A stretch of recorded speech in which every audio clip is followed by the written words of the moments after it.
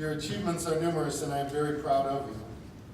I've considered it a real honor to be your principal, and I really hope you know what a great group of young adults you have become. This is a very special occasion, a celebration of the wonderful accomplishments of the class of 2019. And as you sit here today, I want you to know the important impact you have had on our school and on who I am today. Throughout your time here, I have tried to help you see those important moments, to not miss the moments when God and good try to break into your life, like Mary, the homeless woman at CFO, or the elderly lady who needed to find the ER at 5:30 in the morning, or simply a smile and a good morning as you enter the school. You know, life is interesting that way.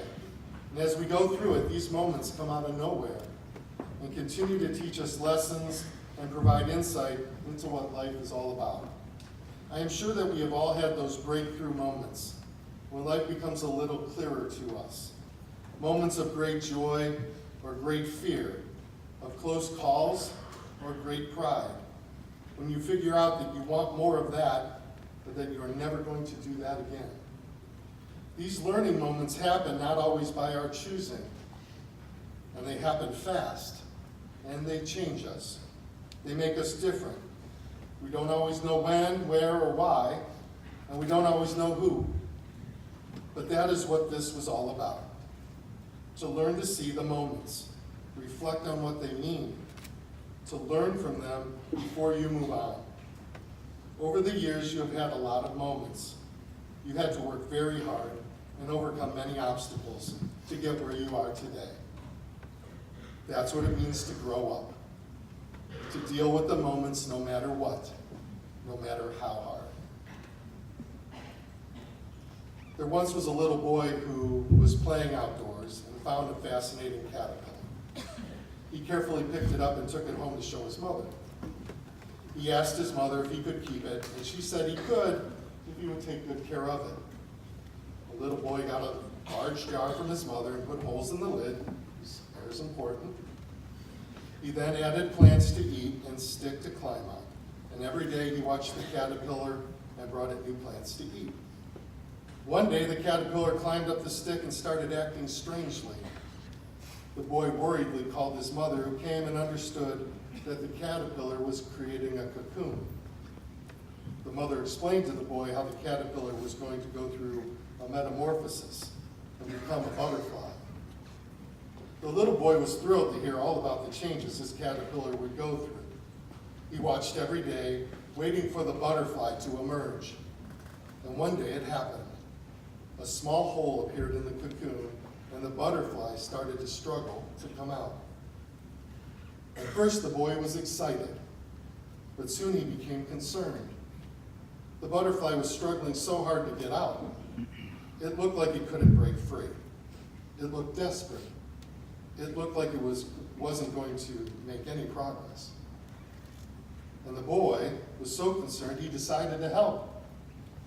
He ran to get scissors and then walked back, because you're not supposed to run with scissors. He snipped the cocoon to make the hole bigger, and the butterfly quickly emerged. As the butterfly came out, the boy was surprised.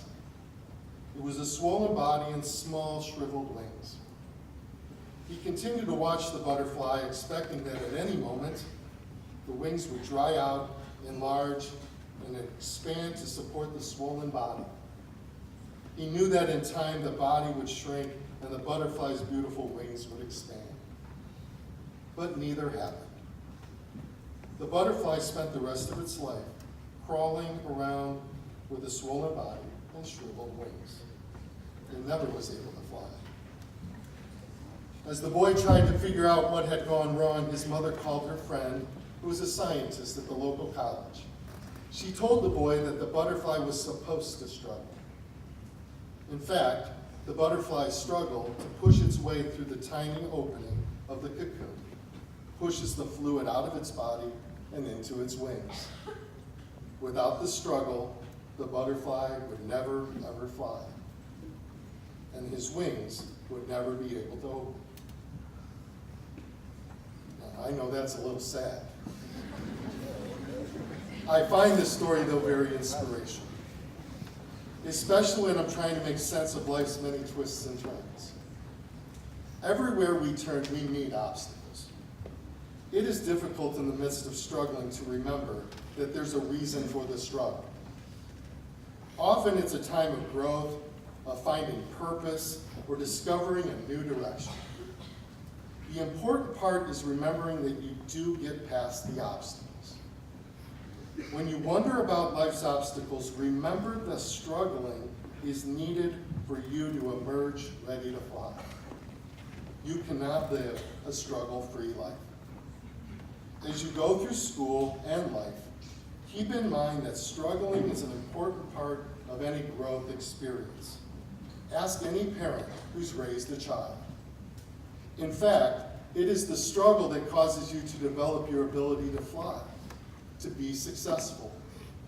Those late-night cram sessions, struggling through frustrating classes, surviving tough seasons, getting caught using your cell phone, getting a bad grade, or not getting along with someone, service hours, feeding the poor, having a job at nights and weekends, curfew, and even being grounded, they were all worth it. It was so you could strengthen you for what is next, to make those wings stronger.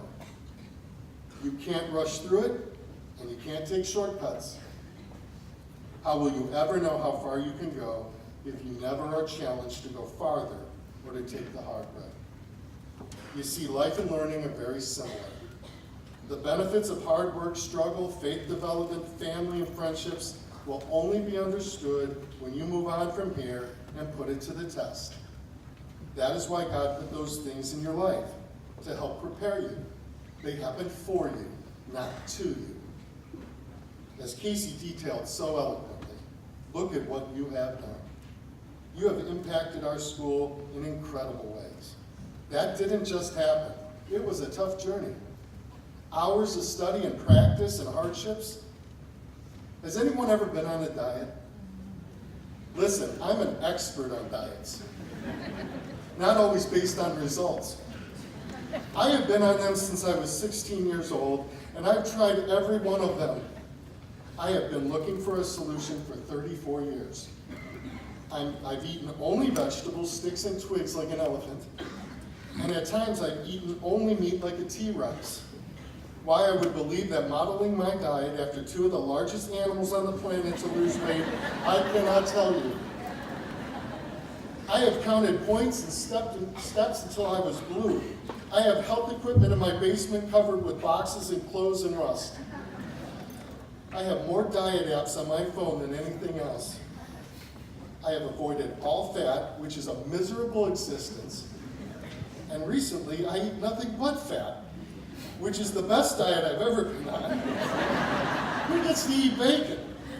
Unfortunately, it's not a very sensible way of living, I dare say. Mediterranean, paleo, keto, vegan, Atkins, the whole thing will drive you insane. And it makes no sense. Food triangles, upside down pyramids, and food circles, it's like a bad geometry class. Ultimately, what I've determined after 34 years of struggling is that the only thing that works is hard work, self-discipline, and sacrifice. Just like with life, that's the recipe for success. If it were easy, everyone would do it. No pill, no gimmick, or gadget will take that away. No doubt, the struggle is real. As freshmen, you came to Padua with dreams and aspirations, ready and anxious for something to happen, but unsure of what it might be. As you sit here after 4 years, what has it all meant? Who have you become and what have you learned? Yes, you received a great education, but so much more than that. As you prepare to leave us, I hope you hold on to a few lessons. First, deeply care for others. Oftentimes, people think teenagers are self-absorbed. That's not the case for you. I know you care about other things than other people. You have passion and desire for a better world. So much of what you've done here at Padua supports this. I've watched many of you put your whole self into this school, serving others, receiving awards, winning state championships, making our school great. Selflessly giving of your time to lead retreats, tutor, working hard to raise money for CFO, going to foreign lands and being advocates for those in need. There is no doubt in my mind that you have learned the Franciscan value of hospitality and caring for others. Never lose that gift. Be generous in all you do. Help, give, donate, and always embrace the opportunity to care for others. Second, work hard for good things. St. John Paul II said, "Do not be afraid and do not be satisfied with mediocrity." Mediocrity is a tough place to live. Strive for greatness. Always give your all to everything you do, and if you give your word, make sure you keep it. Those two simple habits will gain you trust and respect. Do not be afraid of hard work and trying new things. Each new experience changes us, challenges us, and enriches us. There is no easy way to grow. And whatever you do, give it your all. Don't look for easy way out or the shortcut. You'll miss most of the journey. That is where the real learning is found. And if you mess up, get up. Real character shows up when you're not afraid to get tough, try again, and finish what you started. I have no doubt that many of you have learned the joy of completing hard work, of not giving up, and pushing yourself all the way to the finish line. I've seen you do it time and time again. You will need that kind of resilience and grit again. I promise you that. Third, trust God and have faith. Continue to develop a strong prayer life and connect to the church. As you take your steps into an uncertain future, rely on God to give you the strength you need to guide you. God has a plan for you, and always seek it. And be holy people, people of morals and values that have been nurtured at home and here at the school. You know the right answers. You know what you should do or not do. I pray that you have the courage to do it. Trust God to be with you wherever you go, and always remember that God loves you no matter what. And lastly, develop strong relationships. When you look back upon your years at Padua, you will not remember too many classes. But the people who have been a part of your life, you will always remember. Continue to develop strong, lasting, loving relationships in your life. Surround yourself with good people and be a good person in return to them. And continue to share your life with others. It will bless you immensely. Class of 2019, it's hard to believe that 4 years have come and gone. I'm amazed at how much you've grown and matured. You may have struggled, but now you have wings. Strong wings. Wings with claws. You have made Padua Franciscan a better place, and you will be missed and remembered. Soon many things will change for you. Friends, places, school colors, even mascots. I wonder what you will remember. Bruins are better together. There's a storm a brewing. One family. La Tortuga gana la carrera.